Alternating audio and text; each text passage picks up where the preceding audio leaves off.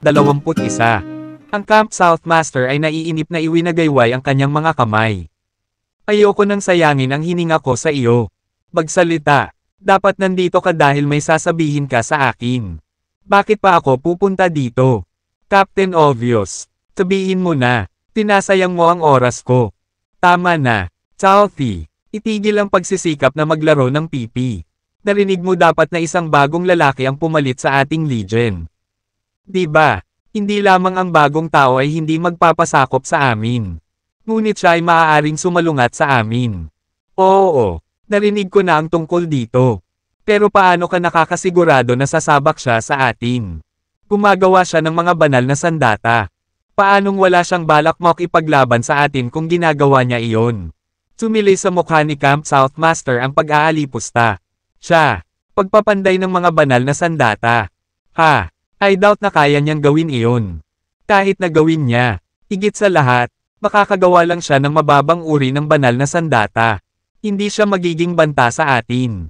Sige, kahit na hindi siya nagbabanta sa atin. Sinasabi mo ba sa akin na ayos lang sa iyo na kunin niya ang source ng Spirit Stones natin? Umiling ang Camp South Master. Halatang hindi, walang makakabuti niyan. Ngumiti si Camp North Master. Kaya hindi ka kasing spineless gaya ng inaakala ko. Well, dahil hindi ka ayos dito. Maghanda ka na. Maghanda para sa, ano pa, para sa away. Siyempre, ikaw at ako ay magpapadala ng tig 5,000 sa ating mga tauhan upang patayin ang bagong taong iyon. Umiling ang Camp South Master at sinabing, kailangan mo ba talagang pakilyusan ang napakaraming tao para harapin ang isang bagong tao? Anong ibig mong sabihin? Sinasabi mo bang ang 5,000 lalaki bawat isa ay masyadong marami? Ang bagong tao ay hindi simpleng tao. Hindi siya madaling pakitunguhan. Mas ligtas para sa amin na magpakilos ng tig 5,000 lalaki. May sasabihin ako sa iyo. Kung ganoon, nakaisip na ako ng plano. Hindi natin kakailanganing pakilyusan ang sinuman upang lipulin ang bagong tao at ang kanyang mga tao. Oh, napukaw ang interes ng Camp North Master. Ikaw ang laging may maraming ideya. Southie, halika, sabihin sa akin kung anong mga ideya ang mayroon ka sa oras na ito. Maaari natin siyang patayin gamit ang isang hiram na kutsilyo. Gamit ang isang hiniram na kutsilyo. Lalong naging curious ang Camp North Master. Saan natin hihiramin itong kutsilyo? Mula sa Primordial Beasts. Napasinghap ng mariin ang Camp North Master. Southie, walang awa ka. Baka nasa panganib din tayo kung maakit ang mga primordial beast na iyon. Hindi ka ba natatakot na mawala ng kontrol sa sitwasyon kung aakitin mo ang mga primordial beasts? Hindi. Kung lilito ang mga primordial beast, malamang na makialam din dito si Thies. Gagamitin niya ang mga panuntunan ng Thies Island para sugpuin ang mga hayop. Anyway, si Thies ay hindi uupo sa kanyang mga kamay at panoorin tayong mamatay. Nahulog sa malalim na pag-iisip ang Camp North Master at tumango. Sige, parang plano yan. Kailangan natin ng 150 kilo ng Heavenly Stones. Mag-aambag tayo bawat isa ng 75 kilo. Ayos lang sa iyo, di ba? Oo, okay. Gawin natin ang sinasabi mo. Uuwi muna ako. Magpapadala ako ng taong maghahatid ng Heavenly Stone sa iyo kapag nakabalik na ako. Umalis ang Camp North Master pagkatapos noon. Habang nakatitig sa direksyon ng base ng Centuria ang Camp South Master. Napangisi siya, Brat, hindi mo ba alam na kailangan mong itanong sa amin kung ayos lang kami sa iyong nakatayo sa tuktok ng pyramid? Lalaki, lumapit ang subordinate ng Camp South Master na si Sunshade. Oo, Master, malaki ang katawan ng Sunshade. At siya ang makapangyarihang kanang kamay ng Camp South Master. Ang ilan sa mga confidential na bagay sa kampo ay inayos o nakumpleto mismo ni Sunshade. Iniutos ng Camp South Master. Maghagis ka muna ng 10 Heavenly Stone sa kampo ng Centuria. Maglalaro tayo sa kanila. Tumango si Sunshade. Naiintindihan. Aayusin ko agad yan. Pagkatapos ay kumuha siya ng 10 Heavenly Stones mula sa inventaryo at nagmamadaling pumunta sa kampo ng Centuria. Kabanata 2722. Opisyal na nagsimula ang plano ng Camp South Master.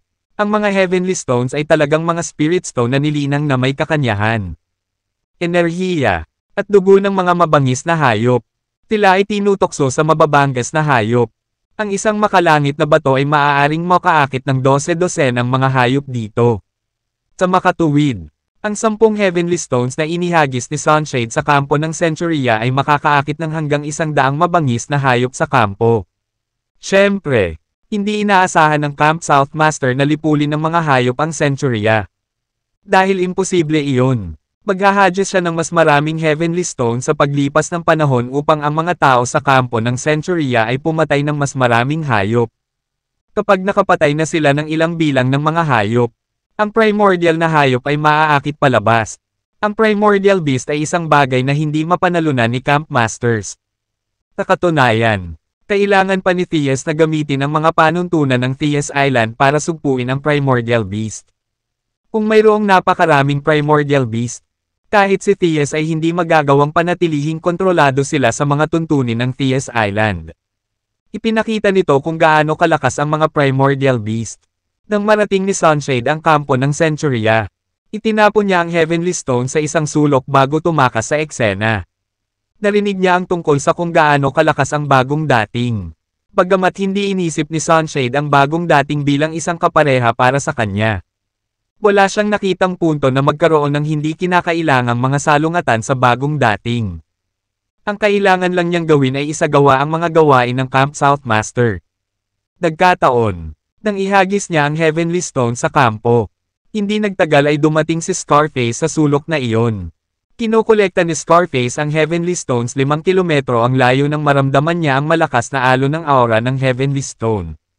Nagulat si Scarface dahil biglang lumitaw ang aura na parang may inabando na lang na mga bato. Higit pa rito, ang intensity ng aura ay mas malakas kaysa sa Heavenly Stones na karaniwan niyang nararamdaman.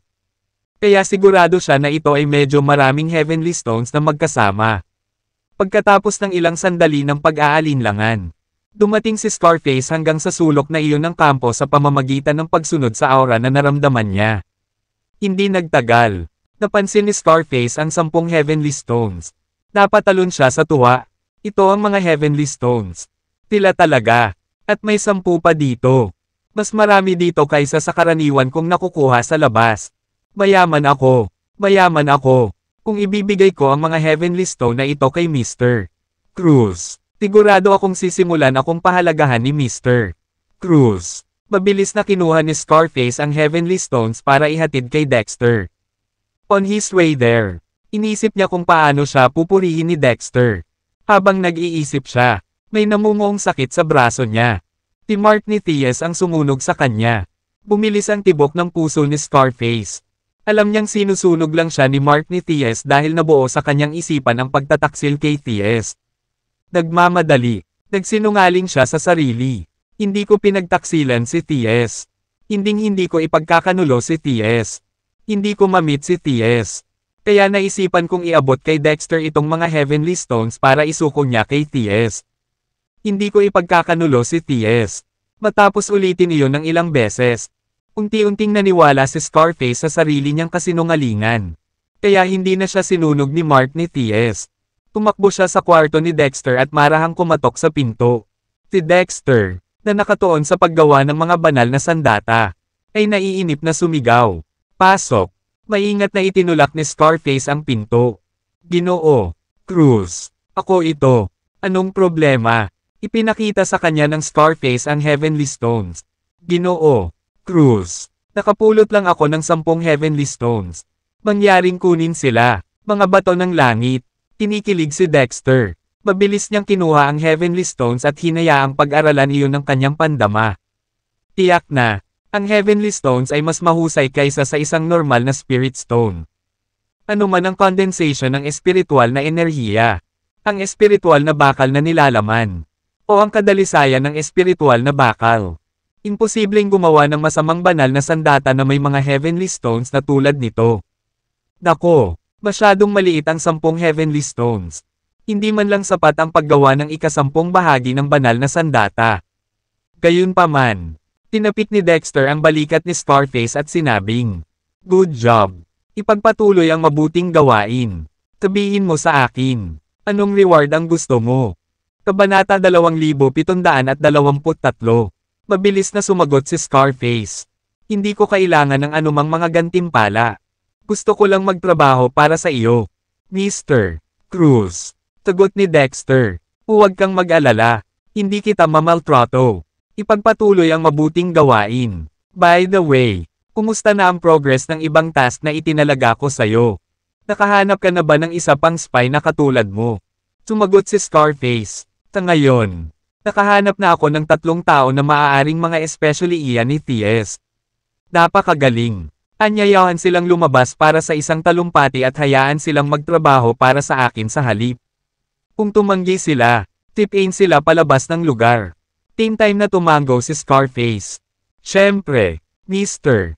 Cruz, pwede ka nang umalis. Ikinaway ni Dexter ang kanyang mga kamay. Naiwan ang Scarface. Ipinagpatuloy ni Dexter ang pag-aaral ng Heavenly Stones. Noon niya napagtanto na may isa pang aura na hindi ang aura ng espiritual na enerhiya sa loob ng mga bato. Ito ay ang aura ng Anti-Peak Class Warriors. Ang Anti-Peak Class ay isa ring King Class. Ngunit ang mga ito ay isang mas partikular na termino na tumutukoy sa mga malapit ng tumaas sa Anti-Peak Class at kasing lakas na ng mga nasa Ultimate Class. Ibig sabihin, natagpuan na ng mga mandirigma ng Anti-Peak Class ang mga batong ito dati at dating pagmamay-ari nito. Kung ang Anti-Peak Class Warriors ay natagpuan at nagmamay-ari sa kanila, bakit ang mga batong ito ay mauuwi sa Scarface? Bahagi ba ito ng isang masamang plano? Hindi ko maaaring iwaksi ang posibilidad na iyon. Naging maingat si Dexter nang mapagtanto niyang magiging isang hamon ang mga darating na araw. Matapos maingat na panatilihin ang Heavenly Stones, ipinagpatuloy niya ang paggawa sa kanyang banal na sandata. Ang divine weapon ng dark level na pinanday niya ay malapit ng matapos. Gayunpaman, tiniklang niya ang divine weapon ng dark level na iyon bilang practice. Tinisikap niyang makakuha ng higit pang karanasan bago niya gamitin ang Heavenly Stones para gumawa ng divine weapon sa earth level. Sa nalalabing bahagi ng araw, ipinagpatuloy ni Dexter ang pagpeke ng divine weapon ng dark level. Di nagtagal. Isang hakbang na lang siya mula sa pagkumpleto ng divine weapon ng dark level. Doon, pagod na pagod si Dexter. Dahil alam niyang hindi niya makukumpleto ang pagpapanday sa araw na iyon. Nagpa siya siyang humiga sa kanyang kama upang magpahinga at magpatuloy na lamang kapag sumikat muli ang araw kinabukasan. Pagod na si Dexter. Wala pang 5 minuto ay nakatulog na siya. Sa kalagitnaan ng kanyang pagkakatulog, isang ninunguya ang gumising sa kanya. Agad na natauhan si Dexter at instinctive na umupo ng tuwid. Habang pinagmamasdan niya ang kanyang paligid, nagtanong siya, sino ito? Isang mabangong alon ng karne ang dumampi sa kanyang ilong. Paglingon ni Dexter ay napansin niyang isang matandang pulubi pala ang kumakain ng manok. Ito ay inihaw na manok. At ang halimuyak nito ay maaaring magpakulo ng tiyan ng sinuman bilang pagtutol. Amoy na parang roasted chicken ni Lacey. Mahilig kumain si Dexter ng inihaw na manok ni Lacey. Lacey, nandito ba si Lacey? Nang makalapit si Dexter sa matandang pulubi, napagtanto niyang ito rin pala talaga ang pulubi na bumisita sa kanyang panaginip noong isang araw. Ang lahat ng paghihintay ay sa wakas ay nagbunga. Muli siyang dinadalaw ng matandang pulubi sa kanyang panaginip. Nagmamadali, tinabi ni Dexter. Sa wakas nandito ka na. Ang matandang pulubi ay likas na itinago ang kanyang inihaw na manok at sinabing, tumigil ka dyan. Akin ang roasted chicken na ito. Layuan mo ako. Tanong ni Dexter. Nasaan si Lacey? Nasaan ang asawa kong si Lacey? Sumama ba siya sayo? Ang matandang pulubi ay sumulyap sa kanyang kaliwa ng maingat. Hanapin mo siya doon. Hindi mo sinama si Lacey. Nakalimutan mo na ba yung sinabi ko sa'yo kanina? Hiniling ko sa iyo na alagaan mong mabuti. Tama na yan. Gumagawa na ako ng mahusay sa pamamagitan ng pagdadala sa kanya sa kalawakan at pagpasok sa iyong mga pangarap. Pagkatapos naming ipasok ang iyong mga pangarap, ang lokasyon ng iyong asawa at sa akin ay randomized. Wala akong kontrol sa kung saan kami nagsilang. Bilisan mo at hanapin mo siya. Hindi ko kayang manatili sa panaginip mo ng matagal. Baka bumalik ako sa kinaroroonan ko bago mo siya mahanap. Sige. Hindi na nag-aksaya pa ng oras. Nagmamadaling tinungo ni Dexter ang kaliwa ng matandang pulubi. Buti na lang at naagaw agad ng campfire ang atensyon ni Dexter. Sa tabi ng campfire ay isang manipis na figure. Hindi man nakikita ni Dexter ang mukha nito ay nakikilala niyang si Lacey iyon. Tila pamayat ng husto si Lacey mula noong huli niya itong makita. Kabanata 2724. Mabilis siyang tumakbo papunta kay Lacey. Lacey, ako na, nandito ako. Napalingon agad si Lacey nang marinig ang boses nito. Nang malapit na siya sa apoy. Medyo namumula ang kanyang mukha at bahagyang nababahira ng uling. Pawis na pawis siya. Gayunpaman, hindi ito nakaapekto sa kanyang magandang aura. Bumibilis ang tibok ng puso ni Dexter. Kahit kailan, saan, o kung ano ang hitsura ni Lacey. Dudurog ang puso ni Dexter. Ganyan ang pag-ibig. Nang makitang tumatakbo si Dexter papunta sa kanya, napangiti si Lacey. Gayunpaman, unti-unti itong napalitan ng mapait na ngiti. Tiningnan niya ito ng masama at sinabing, Dexter, miss na kita. Ang mga salitang iyon ang nagpainit sa puso ni Dexter. Mabilis siyang lumapit at niyakap siya sa kanyang mga braso. Lacey, sorry kung hindi kita naprotektahan. Mabilis siyang tinulak ni Lacey. Mag-ingat, nababalot ako ng dumi. Lalong humigpit ang yakap ni Dexter sa kanya at ayaw bumitaw. Well, gusto ko lang hawakan ka ng ganito at hinding-hindi ako bibitaw sa buong buhay ko. Napahinga ng maluwag si Lacey sa yakap ni Dexter. Tahimik na ninanamnam ang init nito. Maya-maya, tila may naalala siya at mabilis na humiwalay sa mga braso nito. O hindi, tinagat niya ang apoy at nagsiwalat ng malaking bukol ng putik. Inugot ni Lacey ang clay gamit ang isang stick at sinabing, Dexter, ginawan kita ng roasted chicken. Dito, tingnan mo kung nasira ang luto ko. Sige, may ngiti sa labi. Inabot ni Dexter ang pagkain. Mabilis siyang pinigilan ni Lacey. Mag-ingat ka, ang init. Mamaya ka na kumain. Ayos lang. Nalampasan na ni Dexter ang limitasyon ng kayang tiisin ng katawan ng tao ng maraming tiklop. Ang isang inihaw na manok ay hindi siya masusunog. Dinurog ni Dexter ang panlabas na layer ng clay. Tumambad ang 3 layer ng dahon na nakabalot sa manok. Ang mga dahon ay inihaw. Nababad sa taba, at puno ng halimuyak. Pagkatapos ay binalatan niya ang 3 sapin ng mga dahon upang makita ang inihaw na manok sa loob. Ang manok ay inihaw sa isang kulay rosas na kulay. At ito ay mabango. Nagutom si Dexter. At napalunok siya. Tatiwangwang na isla ng tiyes. Ang kinakain niya ay pagkaing mura. Tulad ng pinakulo ang karne at repolyo. Matagal na siyang hindi nakakain ng kahit ano gaya ng inihaw na manok. Tinimulang kainin ni Dexter ang manok habang si Lacey naman ay tumabi at nakatingin sa kanya ng nakangiting puno ng kaligayahan. Dexter, kumusta si Nellie ngayon? Inalagaan mo ba si Nellie? Lacey, huwag kang mag-alala. Ligtas na si Nellie ngayon. Nakaayos na ako. Lacey, pasensya na kung hindi kita maprotektahan. At ngayon hindi ka na makakasama ni Nellie. Huwag kang mag-alala. Ilalabas kita kahit anong mangyari. Kumunat ang noo ni Lacey at bumantong hininga. Dexter, sabihin mo sa akin ang totoo. Sino ang mas malakas? Ikaw o si T.S.?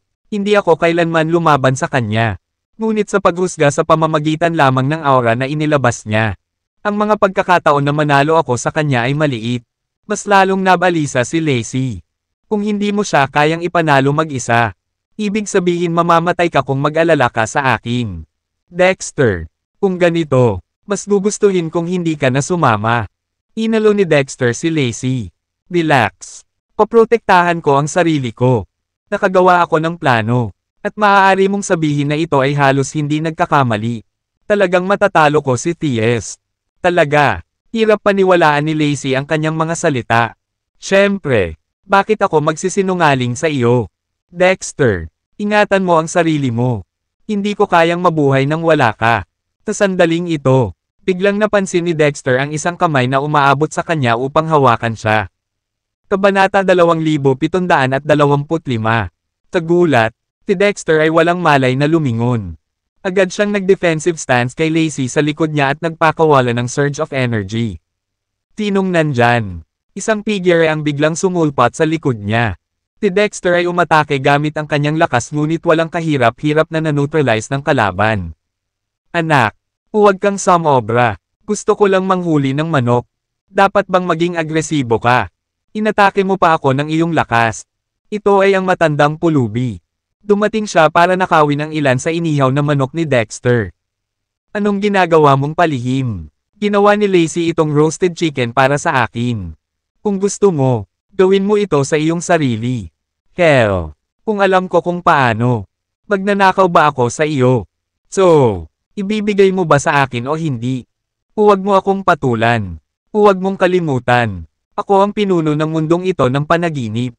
Sige, sige. Naaliw at nena si Lacey. Isang mahusay na marshal at isang misteryosong matandang mandirigma ang aktwal na nakikipaglaban sa isang manok. Ang mga lalaki ay palaging magiging mga lalaki. Tinira ni Lacey ang apoy at nagsiwalat ng isa pang inihaw na manok. Hoy, matanda. Ginawa ko itong inihaw na manok para sa iyo. Haha, nagningning ang mga mata ng matandang pulubi. Mas excited siyang makita ang inihaw na manok kaysa 10,000 halaga ng ginto. Walang pag-aaksaya ng isang segundo. Hinawakan niya ito, binasag ang luwad, at sinimulang punan ang kanyang mukha. Lumingon si Dexter kay Lacey. Lacey, ano ang kinakain niyo sa parallel universe? Ngumiti si Lacey at sinabing, Dexter, wala kang dapat alalahanin sa akin. Sa parallel universe, mayroong lahat ng mga mapagkukunang kailangan upang mabuhay. Bukod sa kawalan ng kalayaan, lahat ng iba ay maganda. Napakabait ba talaga ni T.S. na lagyang muli ang iyong mga gamit? Nanunuya ang matandang pulubi. Magpuno ka. Aking paa. Inabot ako ng mga taon upang tipunin at iimbak ang mga mapagkukunan sa parallel universe. Wala itong kinalaman kay T.S. Ha? Natarante si Dexter. Sir, mukhang matagal ka nang ikinulong ni T.S. sa parallel universe. Kung hindi ka makaalis sa parallel universe, paano mo nakolekta ang mga mapagkukunan? Ang matandang pulubi ay umungal sa galit. Ano ba ang pinagsasabi mo? Hindi ako ikinulong ni T.S. sa parallel universe. Hindi ba ang parallel universe ay isang kulungan na nilikha ni T.S.? Inamin mo na nakulong ka dito. Sa totoo lang, natrap ako sa parallel universe. Pero ako ang nagkulong dito. Hindi si T.S. Tsaka ako yung gumawa ng parallel universe. Hindi ito kulungan ni T.S. Ito ang aking vault sa loob ng maraming taon. Ano? Nagulat si Dexter sa sinabi ng matandang pulubi. Sa iyo ang parallel universe. At nakulong mo ang iyong sarili dito. Paano ito posible? Walang imposible. Sa aking antas, nagamit ko na ang mga batas ng kalawakan. Ang paglikha ng tulad ng isang maliit na parallel universe ay kasing dali ng pie.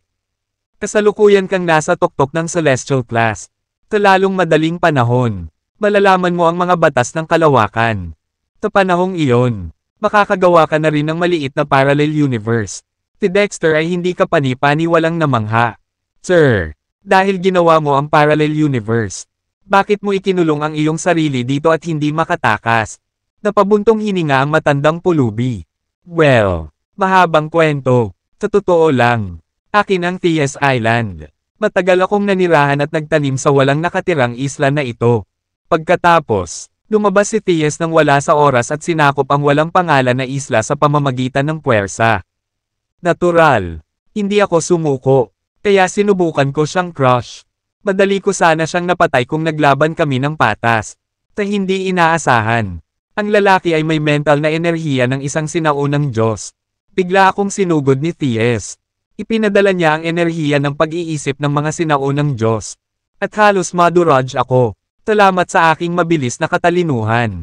Nakatakas ako sa parallel universe sa takdang panahon at tinatakan ang pasukan at labasan. Halos hindi ko nailigtas ang aking buhay.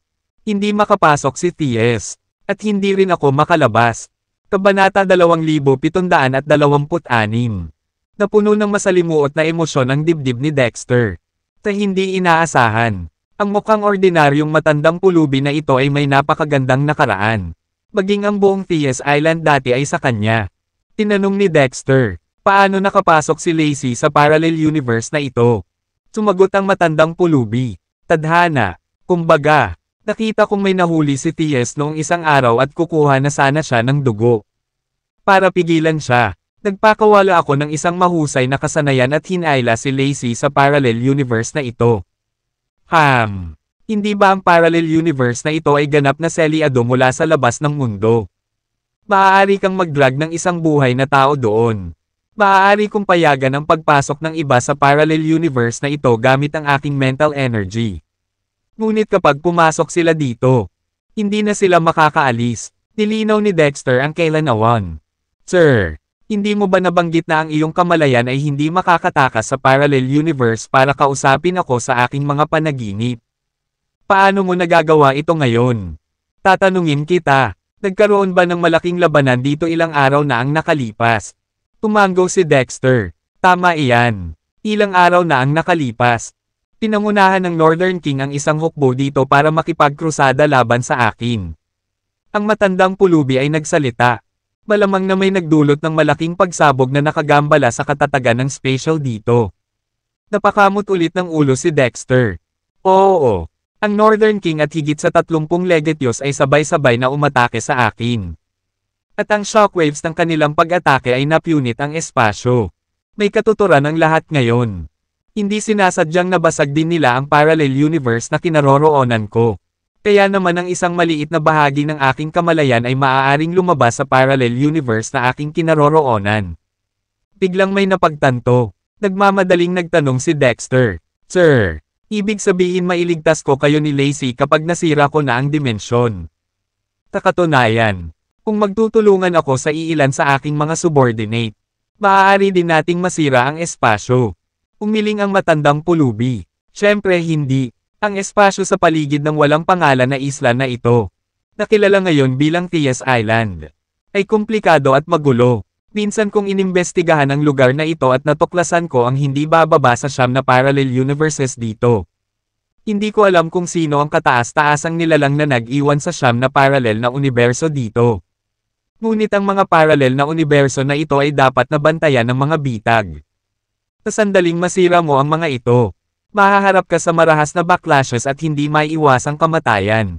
Iyon ang dahilan kung bakit sinasabi ko sa iyo na gumamit ng banal na sandata upang masira ang dimensyon sa tulong ng Legion. Nakakuha ng revelasyon si Dexter. Matagumpay kong gagawa ng isang dark level na divine weapon. Pagkatapos ay sisimulan kong gumawa ng mga divine weapon sa earth level. Sir, sa pagitan ng dark level at earth level na mga divine weapons, alin sa tingin mo ang mas tumpak na makakatama sa parallel universe na kinaroroonan mo?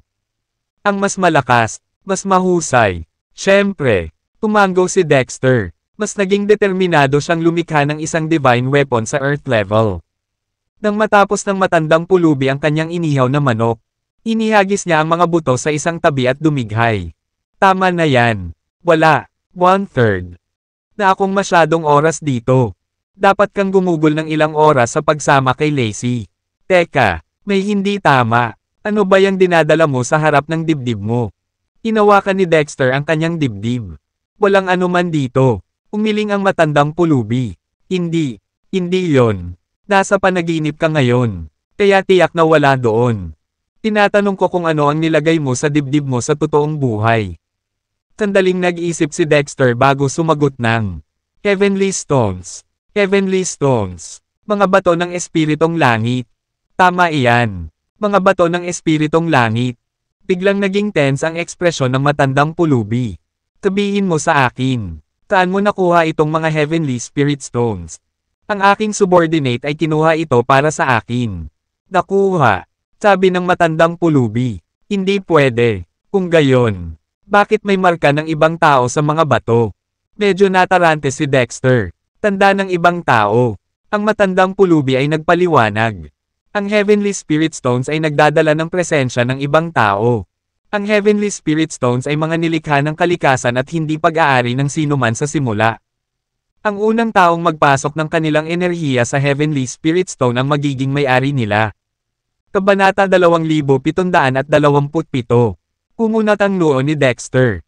Nakaramdam ako ng kakaibang aura mula sa Heavenly Spirit Stones dati.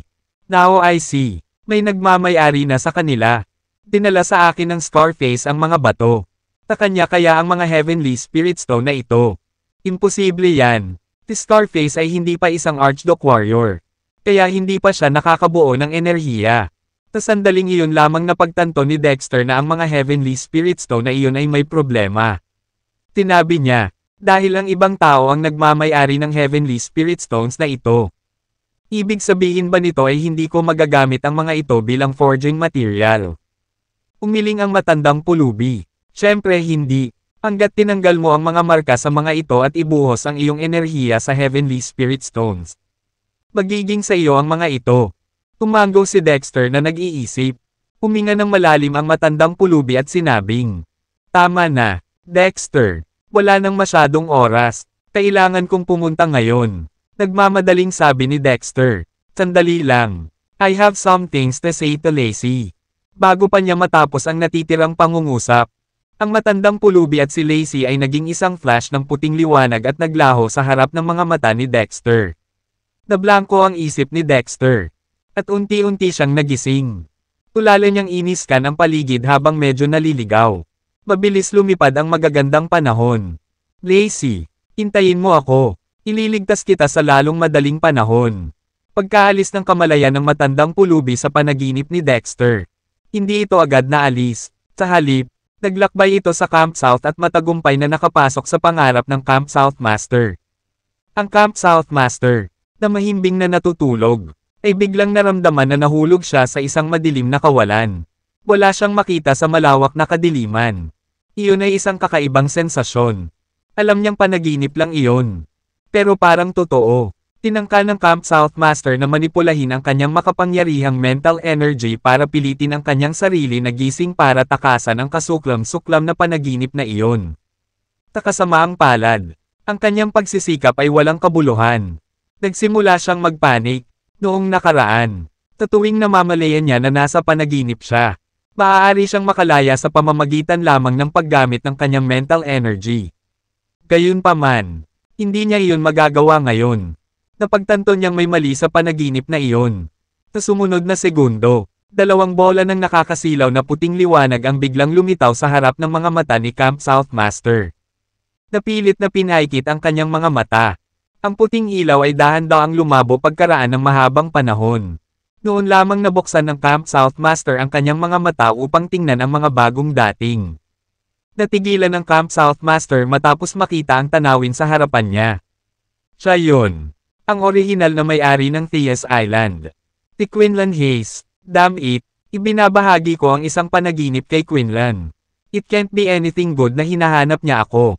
Muling ginamit ng Camp South Master ang kanyang mental energy, na gustong makawala sa panaginip. Gayunpaman, minamaliit niya ang mga kakayahan ni Quinlan. Kahit anong pilit niya, hindi niya magawa. Sa huli, sumuko na lang siya at tumitig sa matandang pulubi na si Quinlan. Isang hindi pamilyar na babae ang nakatayo sa tabi niya. Gayunpaman, mabilis na nalaman ng Camp South Master ang kanyang pagkakakilanlan. Malamang na siya ang babaeng banihag ni Thias noon. Pagkaraang ibalik siya ni Thias, tinambangan at kinaladkad siya ni Quinlan sa parallel universe na kinaroroonan niya. Bumisi si Quinlan. "Kanina pa, Camp South Master. Kamusta ka?" Sumagot ang Camp South Master. "Quinlan, sa tingin mo ba ay hindi nararapat para sa iyo na pumasok sa aking panaginip? Hindi naaangkop. Tigilan mo ako sa pagpasok sa iyong panaginip kung kaya mo. Pumasok ako dahil napansin kong kulang ang pagtutol mo." Ikaw, galit na galit ang Camp South Master. Hindi naman sa parang ayaw kong lumaban. Wala naman akong nagawa kasi I was too incompetent to sense him nung pumasok siya sa panaginip ko. Hindi mapakali ang Camp South Master na makipagtalo kay Quinlan. Tanong niya, "So, tell me, bakit mo ako hinahanap, Quinlan?" Sumagot si Quinlan, "Camp South Master, bilang isang Camp Master, hindi mo ba naisip na nilalabag mo ang mga alituntunin ng kalikasan sa pamamagitan ng pag-target sa isang centurion? Hindi ka ba natatakot sa retribution?" Baka sa mukha ni Camp South Master ang displeasure. "Quinlan, isipin mo ang iyong mga salita. Kailan mo ako nakitang gumawa niyan?" Kabanata 2728. Parang hindi ka aamin hanggang sa huling segundo. Kailangan ko bang magbigay ng ebidensya? Paunang babala ni Quinlan. Parang hindi ka aamin hanggang sa huling segundo. Kailangan ko bang magbigay ng ebidensya? Paunang babala ni Quinlan. Mga walang basang akusasyon lang. Anong ebidensya ang meron? Nagtalo ang Camp South Master. Isang buntong hininga ang pinakawala ni Quinlan. Ang tigas ng ulo. Hayaan mong tanungin kita nito. Bakit marami pang Heavenly Spirit Stone sa kampo ng Centuria ni Dexter? Isang mapait na ngiti ang kumalat sa mukha ng Camp South Master. Hindi mo ba masyadong tinutulak ito? Quinlan. Napakaraming Heavenly Spirit Stone sa TS Island. Kaya bakit mo ako sinisisi sa pagkakaroon ng Heavenly Spirit Stone sa kanyang kampo? At saka, ito ay dapat na isang magandang bagay para sa Centuria. Tama. Talagang eksperto ka sa pagpapanggap na kamangmangan. Ang iyong aura ay naruroon sa lahat ng mga Heavenly Spirit Stone na iyon. Bakit biglang lumitaw ang iyong Heavenly Spirit Stone sa distrito ng Centuria? Ano? Nagulat si Camp South Master. Yung aura ko. Akin ang mga Heavenly Spirit Stone na iyon.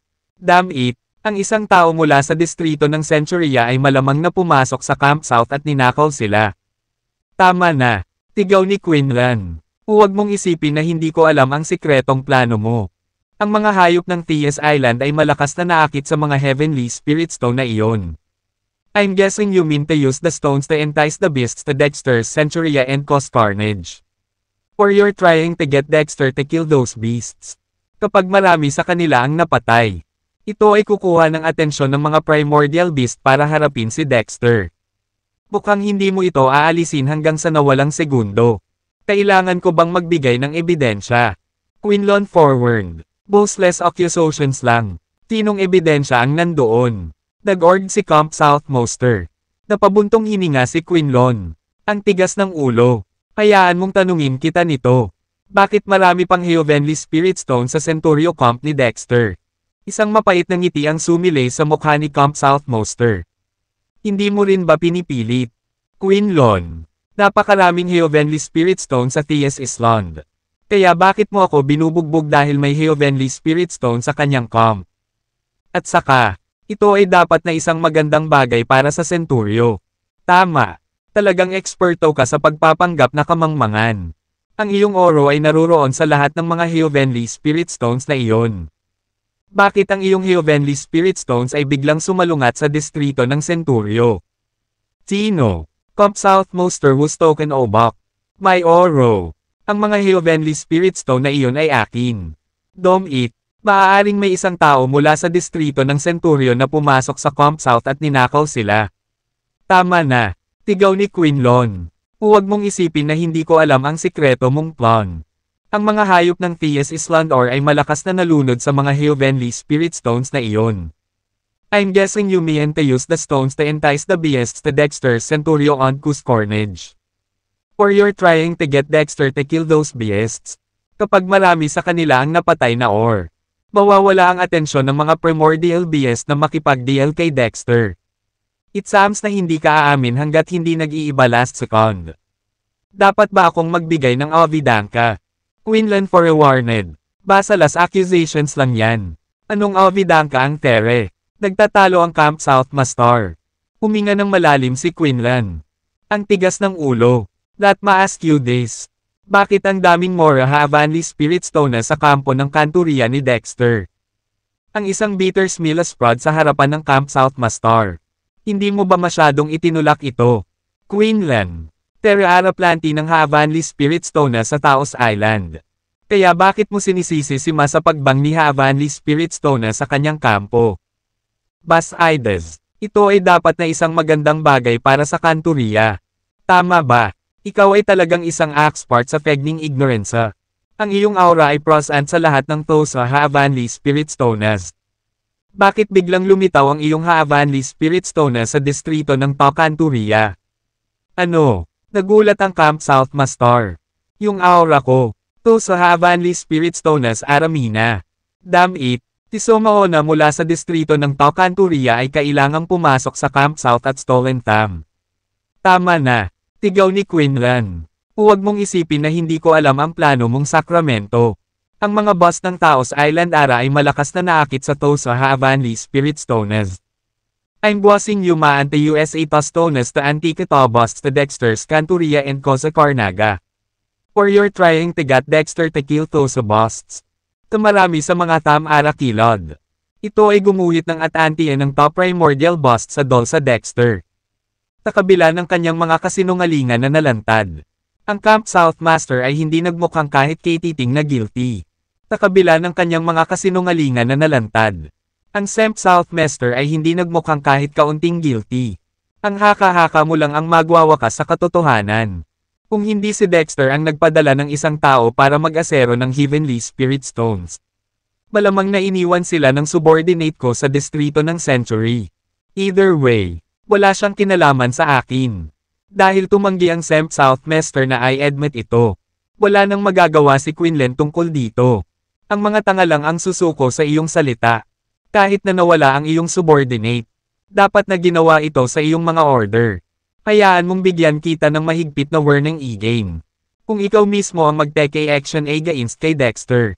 Hindi ka lang paparusahan ng loss of nature. Kundi ikaw pa ang magiging kaaway ko. Kung babalik ako sa mundong ito. Papatayin ko ang bawat miyembro ng iyong babae.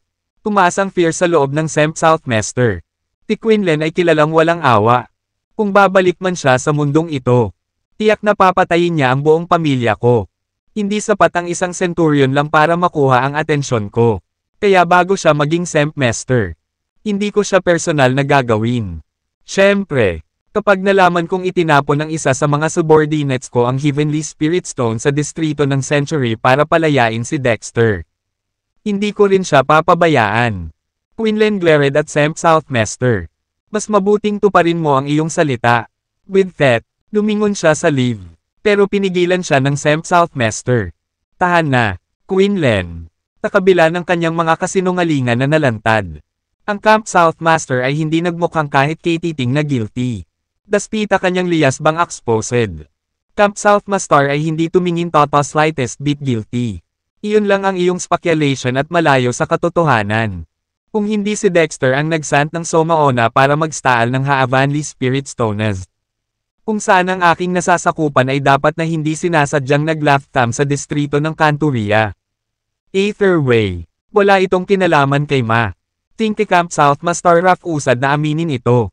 Walang magagawa si Quinlan tungkol dito. Ang mga tanga lang ang makakatakas sa iyong salita. Even kung nawala ito ng iyong subordinate. Dapat itong maging dona sa iyong mga orders. That mag-give you a stern warning again. Kung sakaling gumawa ka ng aksyon laban kay Dexter sa iyong sarili. Hindi ka lamang paparusahan ng mga batas ng kalikasan. Ngunit ikaw din ay become my enemy. Kung babalik ako sa mundong ito sa araw na ito, papatayin ko ang very member ng iyong pamilya. Parosa sa loob ng Camp Southmaster. Si Quinlan ay kilalang malupit.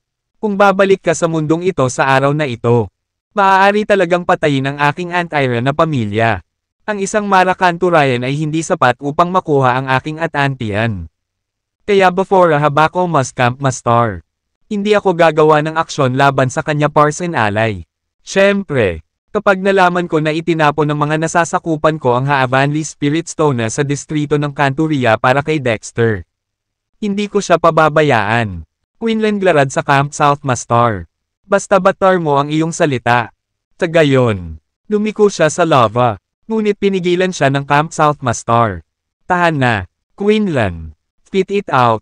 Malamig na wika ni Quinlan nang hindi lumilingon. Spit it out. Malamig na sabi ni Quinlan nang hindi lumilingon. Gusto ko lang sabihin sa iyo na hindi ako lalabag sa mga batas ng kalikasan. At sana ay hindi mo gagawin iyon. Siyempre, maikling rap ni Quinlan. Kabilang dyan ang hindi pagpasa sa casting taknikwa ng Divina Weapons kay Dexter. Hindi even the most basic weapon casting method. Dapat mong sabihin sa kanya kung paano niya ito isipin. Patarwisa, paparusahan ka. Umaibat ang labi ni Quinlan. Dako, tinasabi ba niya na ang pagpasa sa casting taknikwa ng Divina Weapons kay Dexter ay labag din sa mga batas ng natura. Napakahigpit ng kondisyon. Pamaralis nortad before pagtalikod at laving. Pagkatapos noon, dahan-dahang nagising ang Camp Southmaster mula sa kanyang sampal na may malisyosong ngiti sa kanyang mga labi. Naisip nila at Dexter ang paraan ng paghahagis ng Divina sa kanyang sarili. Takaramihan. While only baable to forge a dark level Divina weapon. While never baable to forge an earth level Divina weapon. As it requires the power of Heavenly Fira. Natatakot akong while never baable upang akas ito sa kanyang Lifatima. At hados hindi alam ni Aven kung ano ito. Hanggat hindi ka makalimot ng isang earth level Divina weapon. While always babana at ma. Si Quinlan ba ay pinoprotect si Dexter ng labis na bakosa ha-expects him to use a Divina weapons to solve him. Sa pamamagitan ng Mara Dark Level Divina Weapon. Ang pag-breaking ng parallel universe sa Raskuwa Quinlan ay isang panaginip lamang. Kabanata 2729. Pagkatapos ay pinitik ng Camp South Master ang kanyang mga daliri. Pagkatapos ay pinitik ng Camp South Master ang kanyang mga daliri. Maya-maya ay may bumungad sa pinto mula sa labas, na ang isang tao ay si Sunshade. Ang kanang kamay ng Camp South Master, na hindi umalis sa kanyang tabi. Napaluhod siya sa isang tuhod. Ano ang maipaglilingkod ko sa iyo? Guro, kanina lang dumating si Quinlan sa panaginip ko. Quinlan, laking gulat ni Sunshade. Ang isa na nakulong sa parallel universe ni T.S. Tumango ang Camp South Master. Eksakto, bumantong hininga ang kanyang kanang kamay. Hindi ba't nakakulong si Quinlan sa parallel universe na iyon? At ni isang bangkos ng kanyang kamalayan ay hindi makakatakas. Paano kanya binisita sa isang panaginip? Kung gayon, Guro, maaaring nagkamali ka. Sa halip na magpakita siya sa iyo sa isang panaginip, ikaw lang mismo ang nanaginip. Umiling ang Camp South Master. Hindi, masasabi ko pa kung may tao sa panaginip ko o ako mismo ang nanaginip. Inaasahan ko na ang ilang uri ng pambihirang enerhiya kamakailan ay nangyaring bumagsak sa parallel universe kung saan naroon si Quinlan. Kaya hindi sinasadyang tumakas ang kanyang kamalayan. Sandali itong pinag-isipan ni Sunshade bago hinampas ang noo. Bigla kong naalala na noong pinangunahan ng Northern King ang kanyang team para salakayin ang commander ng Centurion na si Dexter. Ilang oras na ang nakalipas. Nakipagtulungan siya sa mahigit 30 legityos para maglunsad ng malakas na pag-atake. Malaki ang posibilidad na ang pag-atake ay nakalusot sa parallel universe kung nasaan si Quinlan. Pagkatapos ay pinitik ni Camp South Master ang kanyang mga daliri. Maya-maya ay may bumungad sa pinto mula sa labas. Thought someone was Sunshade. Ang right hand mo ng Camp South Master. Na hindi umalis sa kanyang tabi. Napaluhod siya sa isang tuhod. Ano ang gagawin ko para sa iyo? Master, pumunta sa akin si Quinlan sa aking panaginip ngayon lang. Quinlan. Laking gulat ni Sunshade. Yung nagtropa sa parallel universe ni T.S. Tumango si Camp South Master. Exactly. Sumipsip ng hininga ang kanyang kanang kamay. Hindi ba't nakakulong si Quinlan sa buong universo? At ni hindi man lang sa kalawakan ng kanyang kamalayan. Paano kanya nabisite sa panaginip? Kung gayon, Master, maaari mo bang i-hove ang mode o pagkakamali? Rather than him upang tayuin o dream. Ikaw lang mismo na naginip. Napailing si Camp South Master. Hindi, tinasabi ko pa rin kung may tao sa aking panaginip o kung ako mismo ang nanaginip nito. Inaasahan ko na may ilang uri ng kakaibang enerhiya kamakailan na dumaan sa parallel universe kung saan naroon si Quinlan. Kaya ang kanyang kamalayan ay natakpan ng accident. Pinagmasdan ito ni Sunshade saglit bago pinunasan ang kanyang noo. Bigla kong naalala na ng pamunuan ng Northern King ang kanyang pangkat na puksay ng karaniwang ni Centurio. Si Dexter, ilang sandali pa, nakipagtulungan siya sa mahigit 30 legotos para mag-launch ng makapangyarihang attack. Malaki ang posibilidad na ang attack ay nakalusot sa parallel universe kung nasaan si Quinlan. Camp South Master kaysa snapad kanyang mga daliri. Isang figure ang biglang pumasok sa pinto mula sa labas. Ang sumaona na iyon ay si Sunshade. Ang kanang kamay ng Camp South Master. Na navarlaugh ng kanyang side. Pag-got down on Ona na. Ano ang maipaglilingkod ko sa iyo? Master. Quinlan kamatama in my drama ngayon lang. Quinlan. Laking gulat ni Sunshade. Titaona na naging trap pad sa parallel universe ni Taos. Tumango ang Camp South Master. Eksakto. Ang kanyang kanang kamay ay sumisipsip sa isang broth. Hindi ba't nakakulong si Quinlan sa parallel na universe na iyon? At hindi even a whip of his consciousness can escape. Paano ka nadalaw have sa isang panaginip? Kaysa, Master, maaari ka bang magkaroon ng pagkakamali? Rather kaysa sa pagpapakita niya sa iyo sa isang panaginip. Ikaw lang mismo ang nagdradraman. Umiling-iling ang Camp South Master sa kanyang haad. Hindi, matangkad pa rin ako kung sumaona ang nasa drum ko o kung drawamad ko ito sa sarili ko. I reckon that some form of extraordinary energy recently happened to break through the parallel universe injury Quinlan is. So his consciousness escaped by accident. Kinante ito ni Sunshade ng ilang saglit na hinahampas ang kanyang forehead. Bigla kong naalala na ang Northern King ay sumugod sa kanyang palm upang salakayin ang commander ng Canturia. Dexter, ilang araw na nakalipas, ay nagkaroon siya ng taamad na may higit sa 30 lagatuses upang maglunsad ng isang malakas na pag-atake.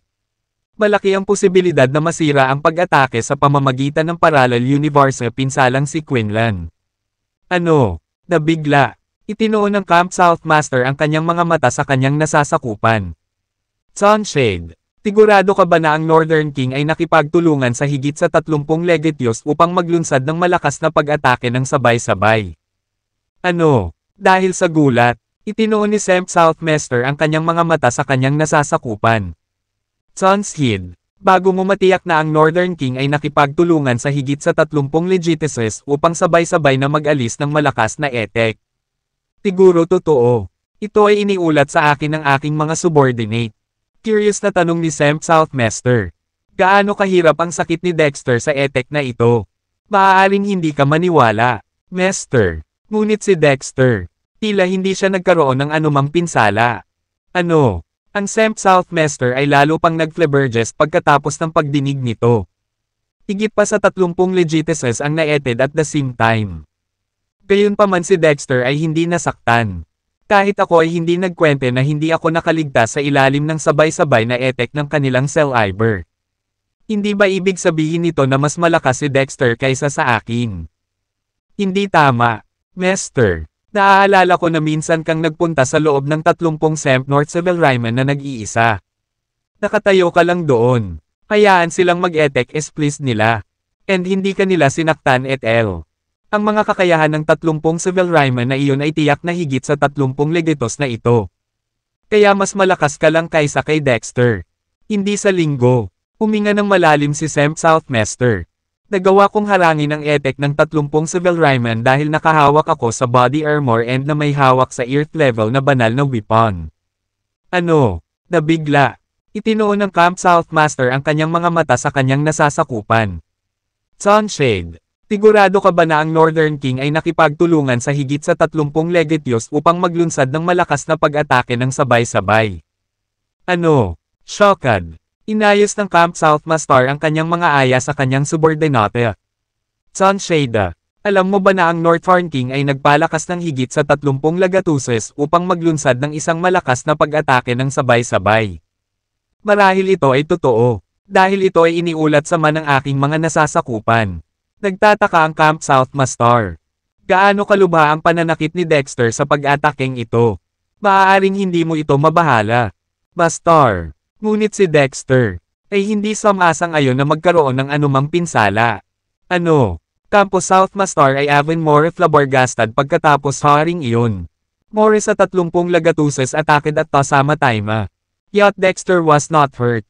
Even I can't guarantee that I can escape unharmed under a simultaneous attack of that caliber. Doesn't this man that Dexter is stronger than ma? Hindi tama iyan, Master. Ramambar ko na gusto mo on sa laban sa 30 Camp North Civil Ryman Alona. Tumayo ka lang Thera at latam attack as they plaasad. At hindi ka man lang nasaktan. To abilities ng to sa 30 Civil Ryman arasur ali above to sa 30 lagatuses. Kaya maaari ka lamang maging mas malakas kaysa kay Dexter. Hindi wakor. Ang Camp South Master ay nakipagtalo. Nagawa kong harangin ang pag-atake ng 30 Cavalryman na nakasuot ako ng sandata ng katawan at humahawak ng Earth Level Divina Weapon. Matapos marinig iyon, nag-isip si Sunshade. Kung kayang labanan ni Dexter ang sabay-sabay na pag-atake ng higit sa 30 legites nang hindi umaasa sa anumang banal na sandata o kayamanan. Dapat siya ay maging isang mandirigma man lang sa antas ng isang theist. Master, naniniwala ka ba na siya ay isang theist level warrior? Tumanggi akong paniwalaan iyon. Ano man ang mangyari, sa tingin ko may nangyayaring hindi ka panipaniwala. Marahil ay pinalaki pa ang impormasyong ibinigay ng aking nasasakupan. Si Dexter ay maaaring malubhang nasugatan noon ngunit hindi lang ito nagpakita. Nang marinig iyon, nag-isip si Sunshade remarked. Kung kaya ni Dexter na mapaglabanan ang sabay-sabay na pag-atake ng More kaysa sa 30 lagatuses nang hindi umaasa sa anumang divina weapons o thrusters. Kaysa sa dapat na isang mandirigma sa level ng isang taos. Master, Bali ave ka ba na taos level warrior? I rap usata bali ave that. No matter what, I think total something fishy going on. Perhaps haven't the information provided by my subordinato was exaggerated. Dexter might have been seriously injured back then pero hindi ipinakita ni Mar Ali. Walang anuman. Ang katotohanang nakaligtas siya sa sabay-sabay na pag-atake ng over 30 Lagatuses ay nagpapatunay na ang kanyang strength ay maaaring kapantay ng Mina. This guy is a threat. Napabuntong hininga na sabi ng Camp South Master. Kung ang distrito ng Camp Master ay nasa Antares, mayroong bagong camp, at ang bakomas ng Camp Master sa kanya. Kaysa sa threat poses the Mawilba Aven Grotter. So, before ha-achieve us that, must dia. Nasa iyong sarvika, Master. Sunshade utterly solemnly. Tinigil ng Camp South Master ang kanyang forehead. Mukhang medyo nagkakagulo. Ang pinakamasaya at pinaka-nakakatawang paraan para patayin si Dexter ngayon ay ang pag-akit sa mga primordial na busts out. However, Quinlan Kalidman na gusto ko batar hindi patayin Dexter Parson alay. Pathar Wisa, lalabag ako sa mga batas ng natural at bapunasyad. Kaya, Kabanata 2730.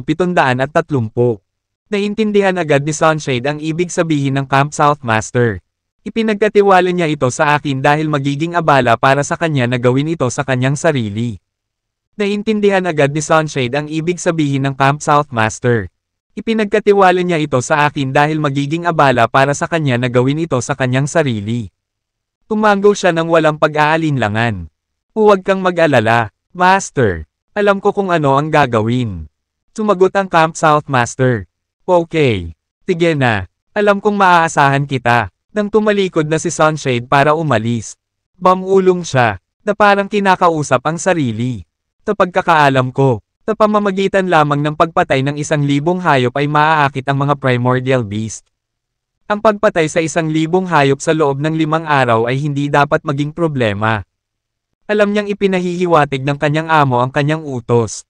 Gusto ng Camp South Master na maghagis ako ng 1,000 Heavenly Spirit Stone sa kampo ni Dexter sa Centuria sa loob ng 5 araw para akitin ang 1,000 halimaw para patayin niya.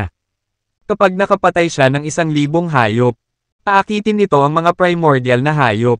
Pagdating ng panahon, walang alinlangang lalamunan si Dexter ng mga primordial beast na iyon. Dahil masyado silang mabangis. Kinuha ni Sunshade ang mahigit 20 Heavenly Spirit Stones mula sa pribadong treasury ng Camp Master bago sumugod sa kampo ng Centuria.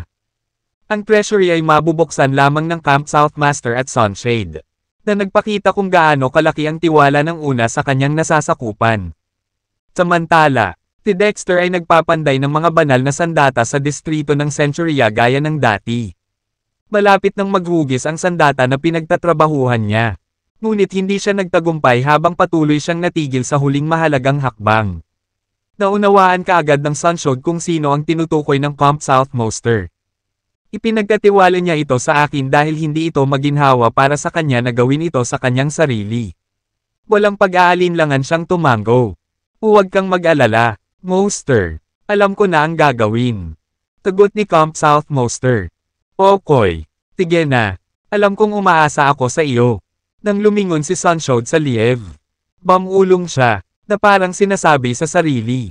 At alam ko, sa pamamagitan lamang ng pagpatay sa 1,000 beasts con the primordial beasts be lured out. Ang pagpatay ng libo-libong hayop sa loob ng 5 beses ay hindi dapat maging problema. Alam niya na ang kanyang Master ay nagpapahiwatig ng kanyang order. Tanay sa akin ni Camp South Master na ihagis ang 1,000 Heavenly Spirit Stone sa Centurio Camp ni Dexter sa loob ng 5 days para akitin ang libo-libong beast para patayin niya. Kapag nakapatay siya ng libo-libong hayop, aakitin nito ang primordial beasts. Pagdating ng panahon, si Dexter ay walang alinlangan na lalamunan ng mga primordial beasts na iyon. Os they are way too ferocious. Kinuha ni Sunshade ang higit sa 20 Heavenly Spirit Stones mula sa Private Treasury ng Camp Master bago sumugod sa Centurio Camp. Ang treasury ay mabubuksan lamang ng Camp South Master on Sunshade, na nagpakita kung gaano kalaki ang tiwala ng una sa kanyang subordinate.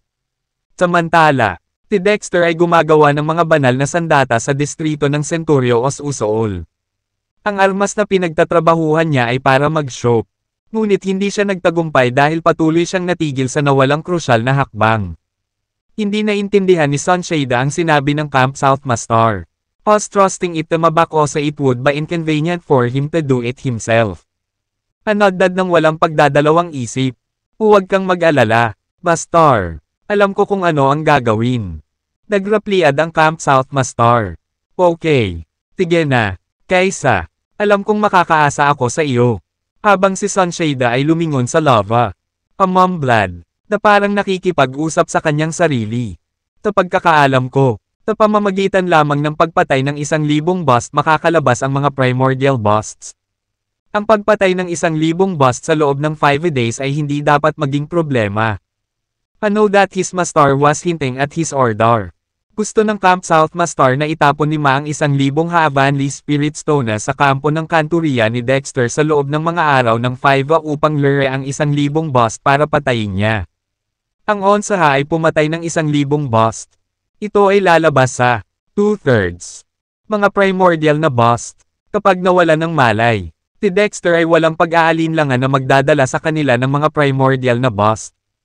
Dahil masyadong malalayo, kinuha ni Sunshade ang higit sa 20 Heavenly Spirit Stones mula sa private trussery before ng Camp Master na nagmamadali sa kampo ng kanturya. Ang trussery ay maaari lamang openad ng Camp South Master at Sunshade, na nagpapakita kung gaano kalaki ang tiwala ng kanyang mga nasasakupan. Samantala, si Dexter ay nagpapanday ng mga Divina Weapon sa distrito ng kanturya gaya ng dati. Malapit nang magtaka ang pinagtatrabahuhan niya. Ngunit hindi niya magawa dahil natigil siya sa huling mahalagang hakbang. Walang ideya si Dexter kung ano ang nangyayari. Sa kabila ng kanyang pinakamahusay na pagsisikap, hindi pa rin niya nalampasan ang huling sagabal. Walang ideya si Dexter kung ano ang nangyayari. Sa kabila ng kanyang pinakamahusay na pagsisikap, hindi pa rin niya napigilan ang pinong sagabal. Ang banal na weapon ay magiging isang mababang grid na black level weapon kung siya ay nagmamadaling tapusin ang forging. Na kung saan ay real shame. Dapat alam ng isa kung ano ang gusto niya para sa mataas na antas ng black level na banal na weapon mula pa sa simula. It, just as he was in a dilemma. Fortune, who had been silent all this time, suddenly spoke up and communicated with him telepathically. Ang nag-iisang salita ay lalong naguluhan kay Dexter. Ano?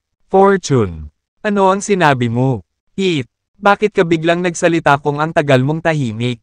Mahabang kwento ito. T.S. Island his editorial oppressive force on me. Sa sandaling dumating ka dito. Napagtagumpayan ko ito kaya nahulog ako sa malalim na pagkakatulog. Hindi ako nayuken hanggang ngayon sa pamamagitan ng familiar power. Curious na tanong ni Dexter. Familiar power. What familiar power? Fortune materialized and eyed Dexter up and down bago ang gis nito ay nagpahiram sa kanyang dibdib. Ang kapangyarihan ay nagmumula sa iyong dibdib. Aking dibdib. Matapos maghanap ng ilang sandali, nakita ni Dexter ang ilang Heavenly Spirit Stone sa kanyang dibdib.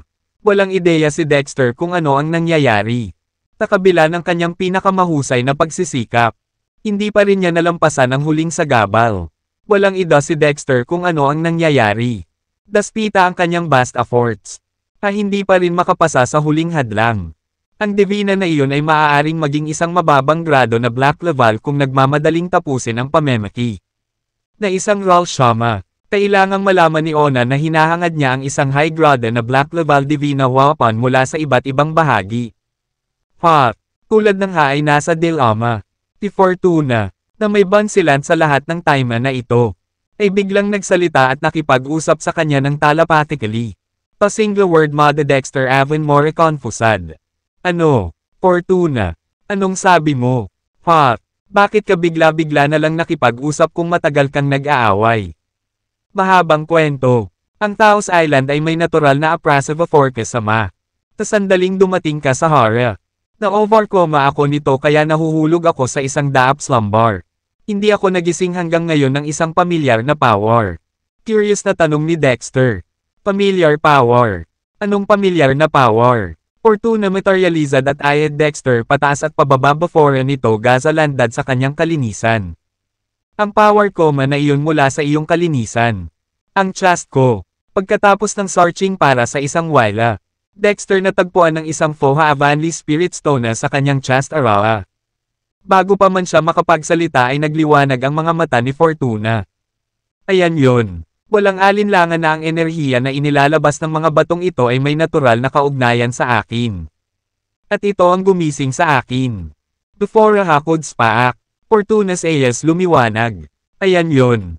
Walang alinlangan si Terra na ang energy rolla asad ng Thassa's Stones ay may likas na kaugnayan sa Ma. At ito ang woke Ma up. Si Dexter ay tumingin sa Havanli Spirit Stone sa bewilderment. Ito ay strange kung paano ang stone na ito ay may epekto sa Fortuna. Alam mo ba ang bagay na ito? Fortuna. Tinabi ni Fortuna. Mayroon akong isang little impression. Kaya lang hindi ko kayang ramambar na nasaktan ako sa nakita ko. Nakalimutan mo na. Hindi ito pinag-uusapan nila. Ikaw mentioned hot ngayon lang. Anong meron dyan? Baka hindi mo nabali Eva kung sasabihin ko. Bagamat wala akong kaalam-alam sa Divina Weapon Forging Technique was. Something tells me that the reason for your failure is hot. Napahagalpak ng tawa si Dexter sa narinig. Malamig na tumawa si Evan Asaday. Tigilan mo na ang pagbibigkas ng nunsansa. Paano mo malalaman na ito ang sanhi ng kabiguan ni Dexter kapag inamin mo sa iyong sarili na wala kang alam tungkol sa divina na pagkukunwari ng mga teknikwa? Naniniwala ako na marami akong alam tungkol sa pagmemensahe ng mga divina. Ngunit nakalimutan ko na ito. Dahil matagal na ang nakalipas. Habang ako ay observing Dexter ngayon. Ang aking extensive experience sa halpad mate instinctively recognize ito issue. Fortuna Hoffed.